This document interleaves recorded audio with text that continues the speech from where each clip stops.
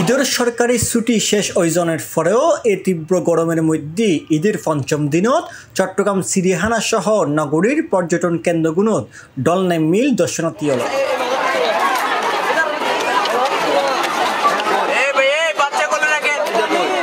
এপ্রিলের 15 তারিখ সোমবার বিয়ালে নগরীর ফয়জলেক চট্টগ্রাম চিড়িয়াখানাত সরজমিনে গিয়ে দেখা যায় চিড়িয়াখানাত নানা প্রজাতির পশু পাখির মধ্যে এবারের ঈদত দর্শনার্থীদের বিশেষ আকর্ষণ আছিল বাঘ বাইডেন ও বাঘিনী জয়ের ঘরে সদ্য জন্মলগ্নে 3 বাঘর বাচ্চা সহ 2 জলহস্তি আর তারারে দেখিয়ে উচ্ছ্বসিত বুড়ো বুড়ো বেগুনে। আমি বাঘর বাচ্চা চাই আর বহুত কিছু চাই। বাঘর বাচ্চা সুন্দর আছে না? হ্যাঁ সুন্দর আছে। কতলা যাবেন ওকে?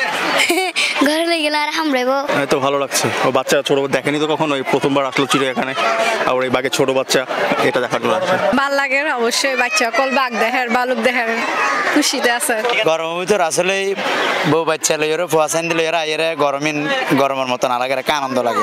এবারের ঈদে চট্টগ্রাম চিড়িয়াখানাত হল্য দর্শনার্থীদের সারা পাই সে সম্পর্কে চট্টগ্রাম চিড়িয়াখানার কিউরেটর ডাক্তার শাহাদাত হোসেন শুভ জানাই, দিনের বেলা আপনার দর্শনার্থীটা একটু কম, প্রচুর গরম পড়ে দেখি। বিকালবেলা তো দেখতেছেন যথেষ্ট দর্শনার্থী আছে এবং আমরা আশা করতেছি এটা এই শুক্রবার পর্যন্ত এরকম চাপ থাকবে। বাঘের বাচ্চা যেহেতু সবার বাচ্চাদের বিশেষ করে আকর্ষণটা বেশি, উন্মুক্ত দেওয়ার পরে সারা পড়ছে প্রচুর। ঈদের সময় আমাদের প্রচুর পরিমাণ দর্শনার্থী এই বাঘের বাচ্চা এবং প্রথমবারের মতো জলহস্তি প্রথম ঈদ আসার পরে জলহস্তি এবং বাঘের বাচ্চার প্রতি সবার আকর্ষণটা অনেক বেশি।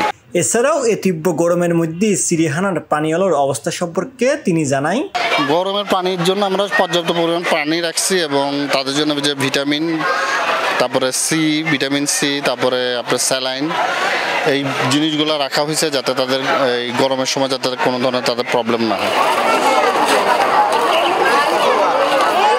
জামিউল ইসলাম মামুন, C+ চট্টগ্রাম।